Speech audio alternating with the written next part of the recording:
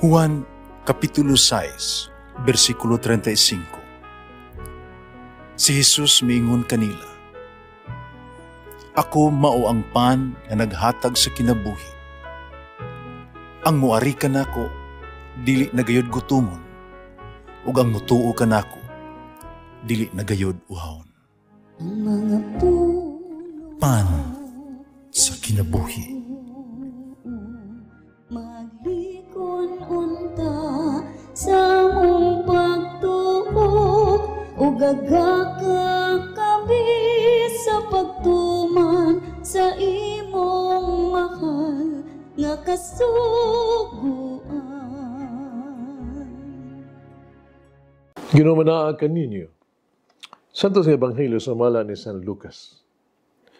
Unya may balik ang kapatuag duha. Malipayon kaayo nga miingon, Ginoo, bisan ang mga yawa mipatuo kanamo sa among paghingilin kanila pinaagi sa imong ngalan. Sa Jesus mitubag kanila, nakita ako Satanas nga naghulog ingon og kilat gikan sa langit. Pamati kamo. Ihatagan ko kamo gahom aron makahimo kamo pagyatak sa mga bitin, sa mga tanga, ug sa tanang gahom sa yawa. Walay maunsa kaninyo. Apan, ayaw kamo kalipay tungod kay ang mga yawa mipatuo kaninyo. Kung dili, paglipay hinuon kamo kay ang inyong ngalan na isulat dito sa langit. Ito higayuna, gilipay sa Jesus sa Espiritu Santo. Mingon siya, Amahan Ginoo sa langit ug sa yuta. Salamat ako kanibo. Dugay gipadayag mo man kadto sa walay kahibalo ang imong gililong sa makinaadmanon ug sa mga maayog may kahibalo. O Amahan, matuman kini kay mao may imong kabubuton. Gitugyan kanako ang akong amahan ang tanang butang. Walay makaila sa amahan gawa sa amahan. Walay makaila sa anak gawa sa amahan. Walay sa makaila sa amahan gawa sa anak. Ug kanila nga gipili sa anak aron pailhon kinsa ang amahan. Unya miatubang si Jesus sa mga tinun-an ug miingon kanila lamang. Bulahan anak kita sa mga butang nga inyong nakita. Sultihan ko kamo kadagha mga propeta o mga hari na buot mutanaw sa inyong nakita apan wala makita o buot mati sa inyong nadungog apan wala makabati. Ang Ebanghelyo sa Ginoo. Pasalamati ang Ginoo kay siya maayo, ang iyang gugma mulungtad hangtod sa kahangturan. Pasalamati ang Diyos sa tanang mga Diyos, ang iyang gugma malungtaron. Pasalamati ang Ginoo sa mga Ginoo, ang iyang gugma malungtaron.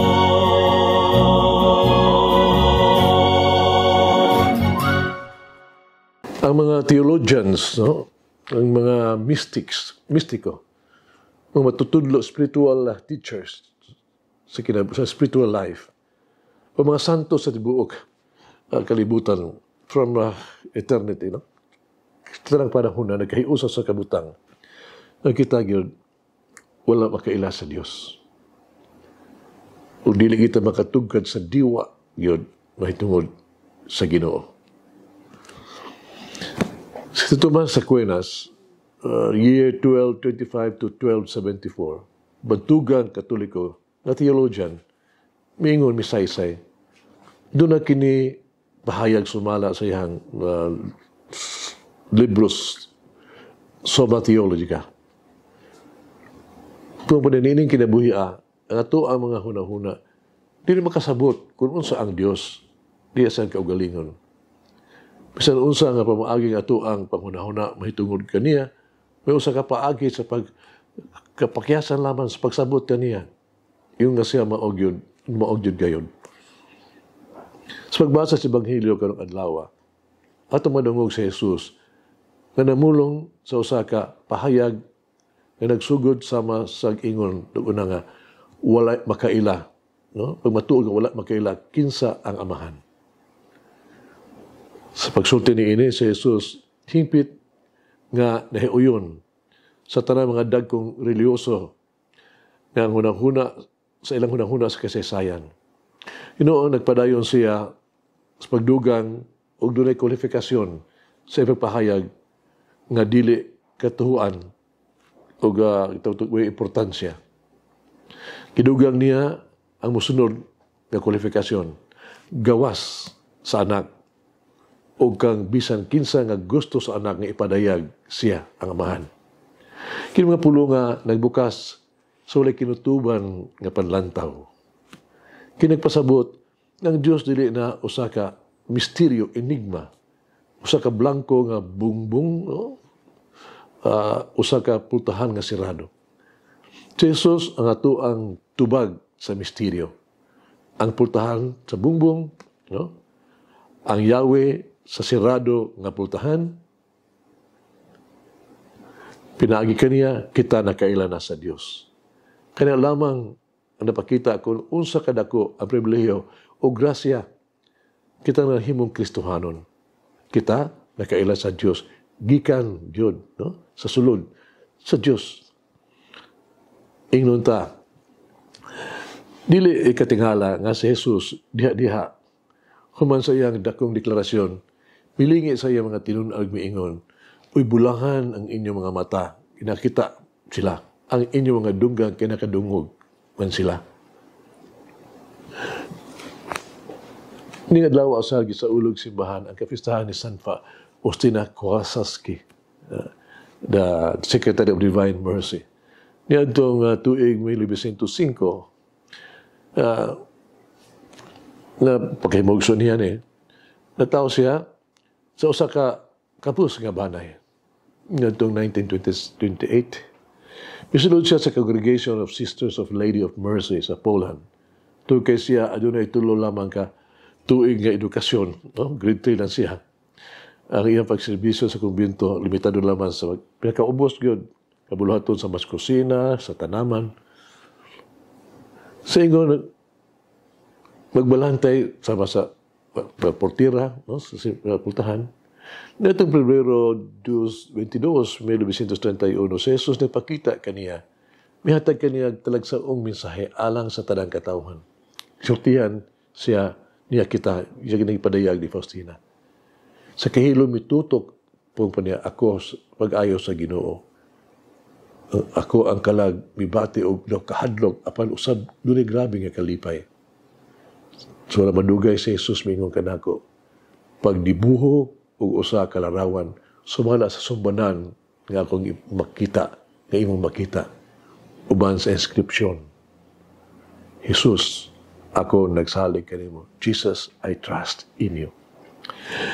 Pwede na namatay, si Faustina namatay itong 1938.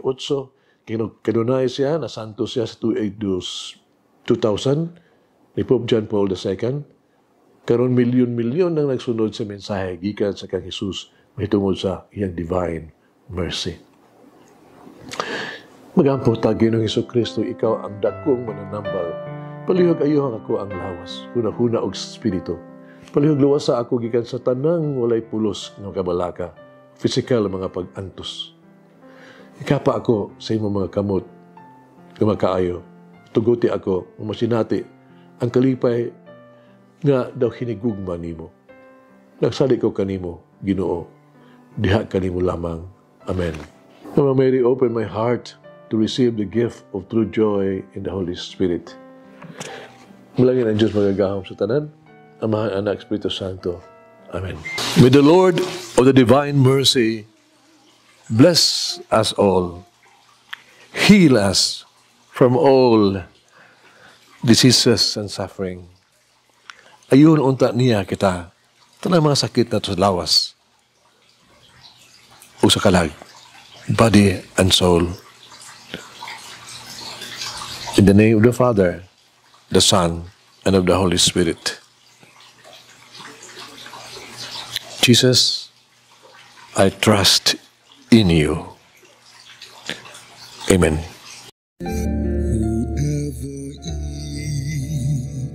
The bread of life will never hunger, says the Lord. Kay galaan inyong nabati ang pagpaambit ug hamubong pamalandong sa pulong sa Dios pinaagi sa tulumanon. Pan sa kinabuhi nga gidumala ni Monsignor Daddy Selva. Hangtod na usab sa sunod higayon, daghang salamat.